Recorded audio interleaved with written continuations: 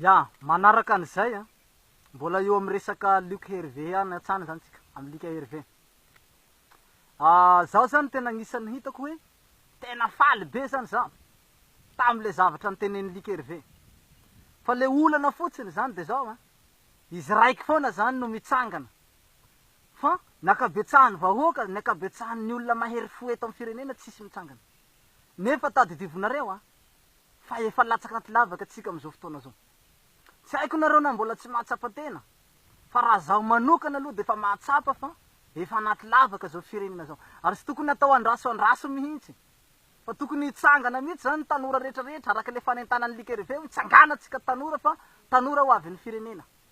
Tokony hitsangana mihitsy zany tsika tanora hanampy an'ny Luc Hervé amin'ny fanentanana. Ary tokony hitsangana zany tsika hiady amin'ny tsirariny. Io nge tsy ho rava mihitsy ireo zavatra ireo raha tsy tena tolonana mafy mihitsy. Io anga ataonao vita mora io. Io na de hiteny tsika na hanao vavabe risy aritsika na ho maro resaka tsika, io tsy raha hiova zany reo.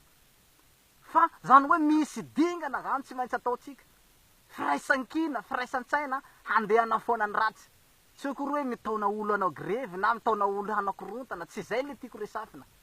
Fa hoe firaisan-tsaina handrava, hanafoana ny zavatra ratsy eto amin'ity firenenantsika ty. Zany hoe tokony ho jerentsika deny zao zany hoe ino aby le zavatra tsy mety eto am'izao firenena zao. Zay anjakan'ireo mpanao politika ireo.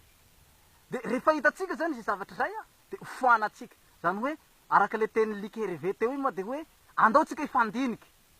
Zany hoe tokony hisy andeha tanora maromaro zany hanao conférence débat, zany hoe tokony isy zany atao hoe conférence débat mba ahafahantsika mifandinika zany hoe inona marina le tena zavatra tsy mety eto amin'ny firenena.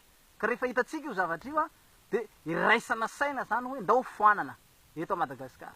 Zay zany mahatonga zaho hoe tena makasitraka an'le fanentanana zay nataon'ny Luc Hervé hoe ndao foanana ny zavatra ratsy eto amin'ity firenena ity.